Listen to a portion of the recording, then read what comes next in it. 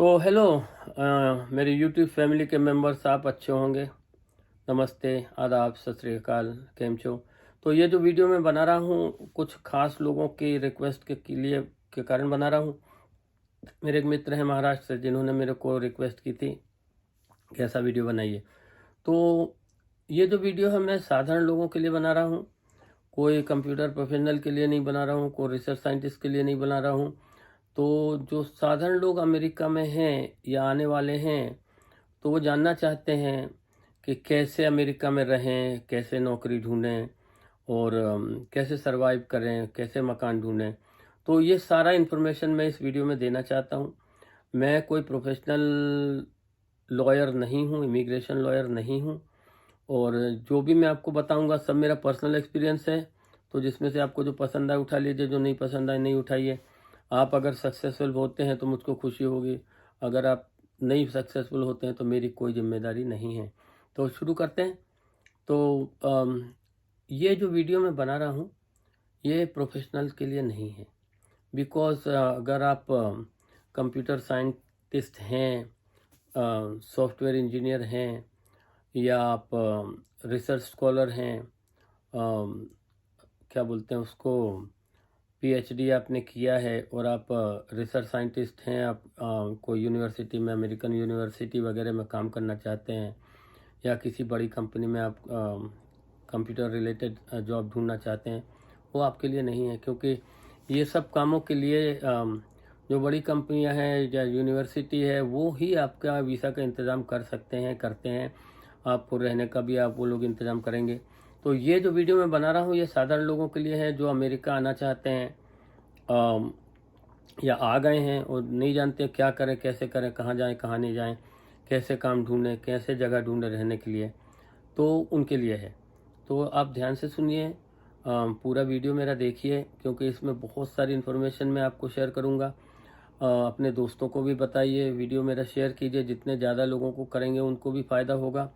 मेरा चैनल को सब्सक्राइब कीजिए, शेयर कीजिए और लाइक कीजिए, और बेल आइकन को पुश कर दीजिए तो आपको नया वीडियो भी देखने मिलेगा। क्योंकि मैं जो वीडियो बनाता हूँ लोगों की मदद करने के लिए बनाता हूँ। तो चलिए आगे बढ़ते हैं। तो जो अमेरिकन ड्रीम है वो पूरा होता है। मैंने बहुत लोगों को देखा है। तो ऐसा नहीं है कि आप सोचेंगे कि मेरे इंग्लिश अच्छे से नहीं जानता हूँ तो मैं सक्सेसफुल नहीं हूँगा, मैं कंप्यूटर नहीं, ऐसे सब गलत बात है। हर आदमी यहाँ पे सक्सेसफुल हो सकता है, क्योंकि ये देश सारे देशों से मिल के बना है, मतलब सारे देश के लोगों से मिल के बना है। यहाँ पे आपके टैलेंट को देखने के लिए लोग हैं, आपको आगे बढ़ने के लिए मदद मिलती है। तो चलिए आगे बढ़ते हैं। तो सबसे पहला मैं जो वीज़ा आपको बताऊंगा जो आपके लिए इजी है, जो जिससे आपका ड्रीम पूरा हो सकता है, वो है फियांसे वीज़ा।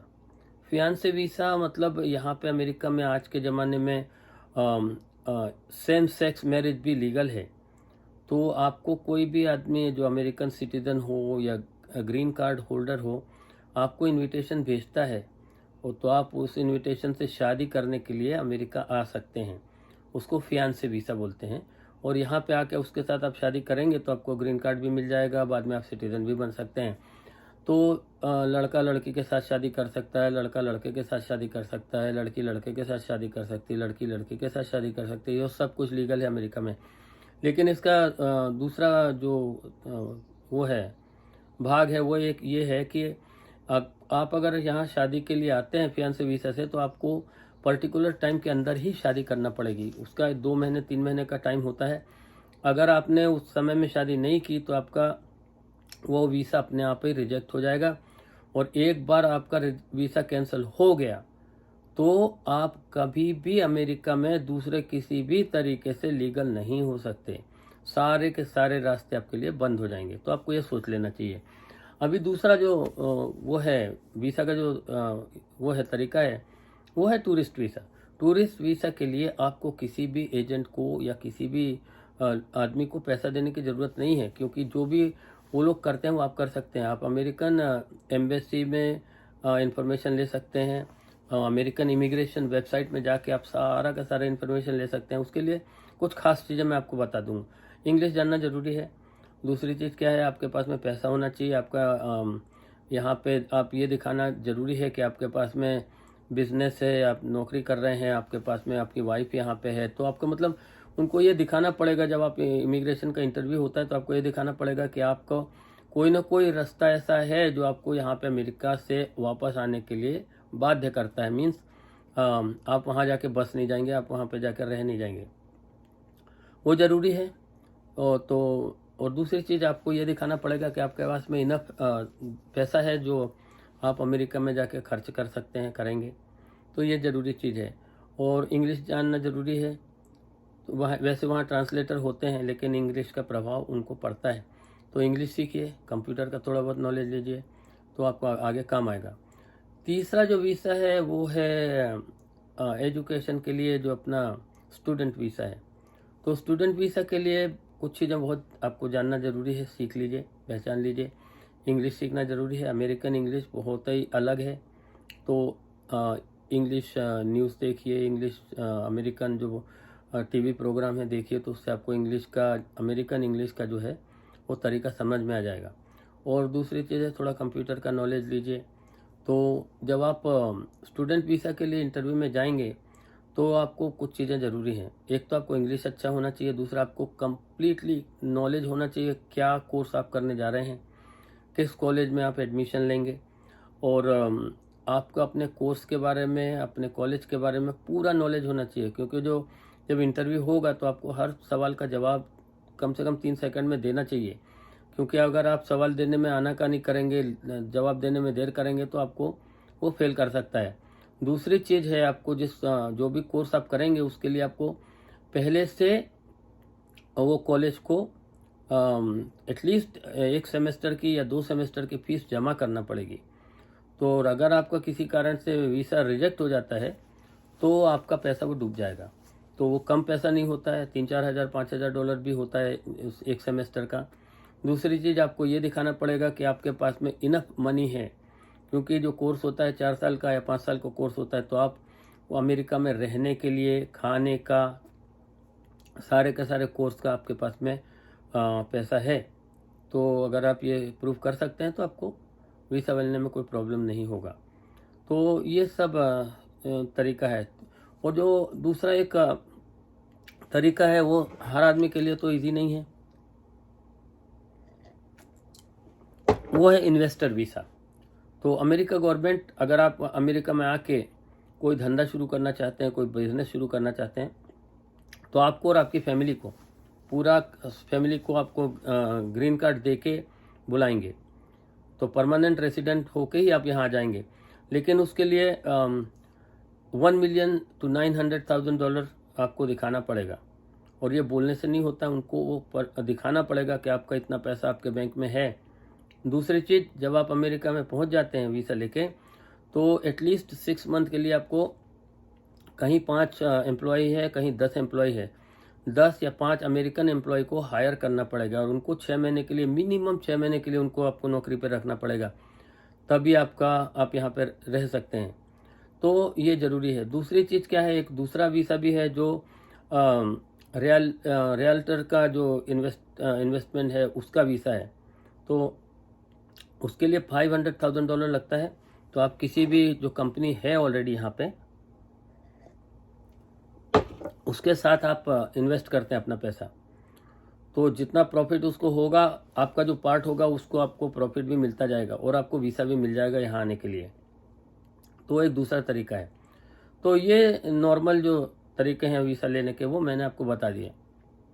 अभी इसको B1 बोलते हैं, H1 बोलते हैं, ये सब आप इंटरनेट में जाके अमेरिकन वेबसाइट से आप पता लगा सकते हैं। तो अभी मैं अब दूसरे टॉपिक पे आता हूँ। अभी समझ लीजिए कि आपको टूरिस्ट वीज़ा मिल गया।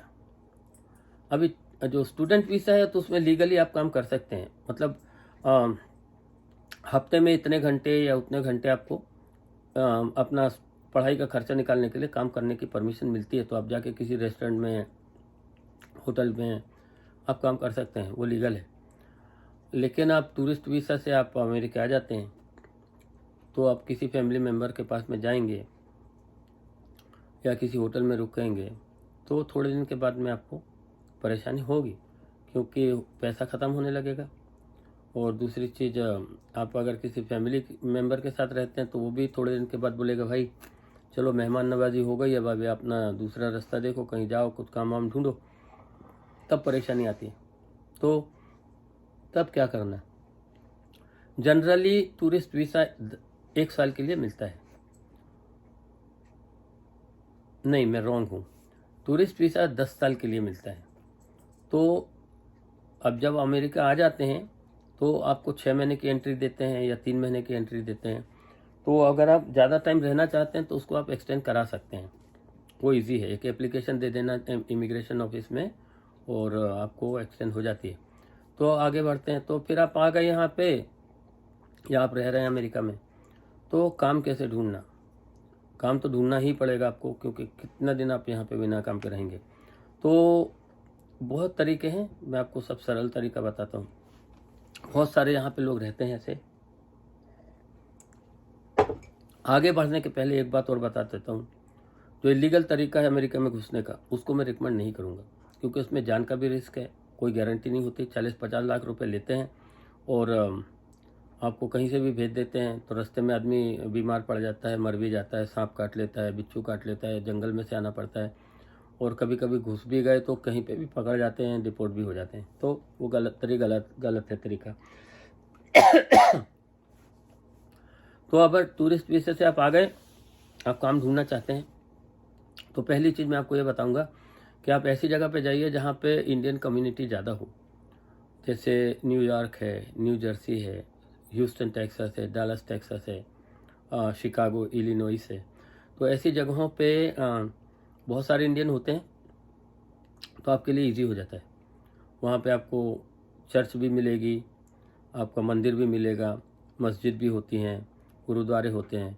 तो आपको कम से कम अपना अच्छा लगेगा, आपको अपना सामान लगेगा। तो ऐसी जगह पे, और दूसरा काम मिलना भी इजी होता है। तो काम ढूंढने के लिए आप किसी भी ग्रोसरी स्टोर में जाइए, इंडियन ग्रोसरी स्टोर हो, पाकिस्तानी ग्रोसरी स्टोर हो, वहाँ के एम्प्लॉय से बात कीजिए, वहाँ के मालिक से बात कीजिए, वो आपको मदद करेगा। वो बोलेगा भाई यहाँ चले जाओ, वहाँ चले जाओ। तो उनके संपर्क रहते हैं। दूसरा रास्ता है, न्यूज़पेपर उठाइए। जो अपने देसी ग्रोसरी स्टोर होते हैं, पाकिस्तानी, इंडियन, बांग्लादेशी, वहाँ पे न्यूज़पेपर मिलते हैं। जैसे इंडिया अब्रॉड है, गुजरात टाइम्स है, गुजरात न्यूज़ है, हिंदुस्तान टाइम्स है। वे लोकल पेपर होते हैं अमेरिका के अंदर। तो वहाँ पे जितने भी देसी लोग हैं, काम वाले को ढूंढते हैं। अगर फ्रंट डेस्क में, होटल के लिए फ्रंट डेस्क के लिए ढूंढेंगे, मेंटेनेंस के लिए ढूंढेंगे, हाउस कीपिंग के लिए ढूंढेंगे, रेस्टोरेंट में मैनेजर के लिए ढूंढेंगे, कुक के लिए ढूंढेंगे, वेटर के लिए ढूंढेंगे, तो सारे के सारे एडवर्टाइजमेंट आपको इन पेपर में मिल जाएंगे। तो मैं जो रिकमेंड करूँगा, जिसमें ज़्यादा पैसा है, वो है इंडियन रेस्टोरेंट में शेफ़ का काम। जो शेफ़ होता है उसको $4000 भी मिलते हैं।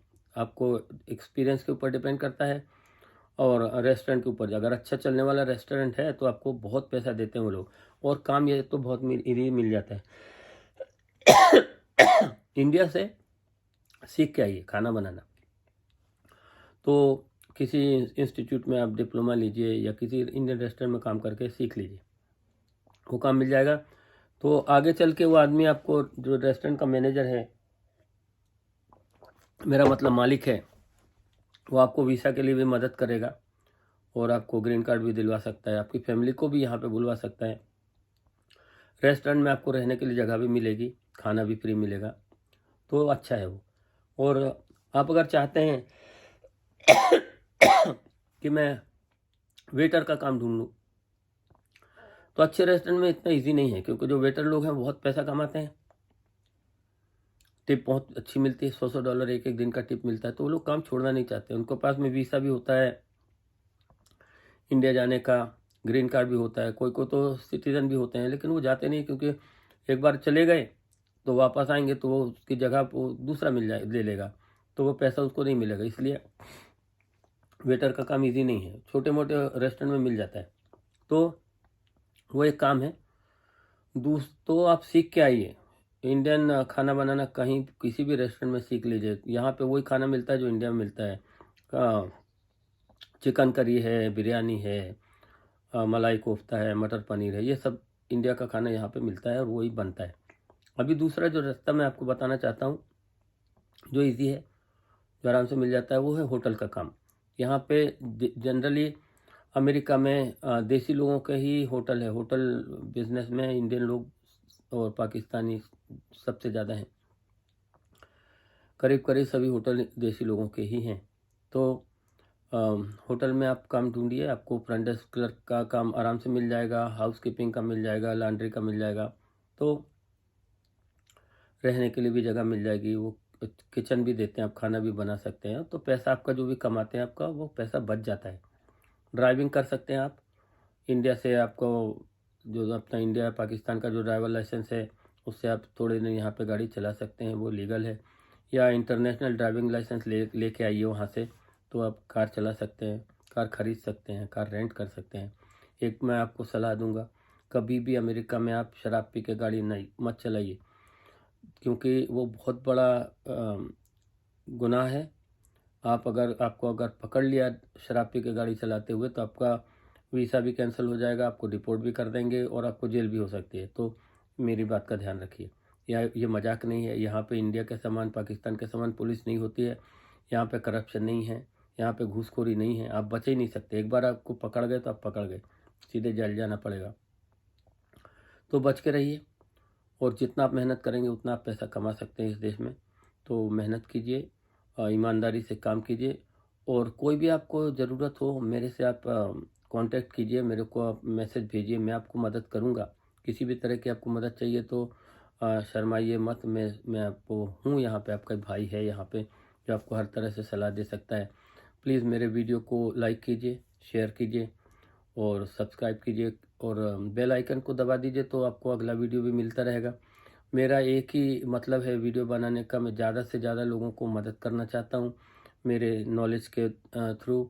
तो जितना ज़्यादा लोग देखेंगे उतना अच्छा रहेगा। आपके सोशल मीडिया पे आप मेरा वीडियो डालिए, और फिर से बोलता हूँ, जो भी मदद चाहिए मेरे से आप कांटेक्ट कीजिए। तो आज के वीडियो यहीं ख़त्म करता हूँ। Thank you very much for watching. Take care of yourself. America में अभी कम से कम कोविड का कुछ प्रॉब्लम नहीं है। यहाँ पे करीब करीब सबको वैक्सीन लग गया है। तो अगर आप अमेरिका आते हैं तो कम से कम यहाँ पे बचे रहेंगे, क्योंकि हमारे जो देश है उसमें हालत बहुत ज़्यादा बुरी है, बहुत ज़्यादा ख़राब है। तो कम से कम ये एक बचने का भी रास्ता है। तो thank you very much for watching. Take care of yourself and bye bye.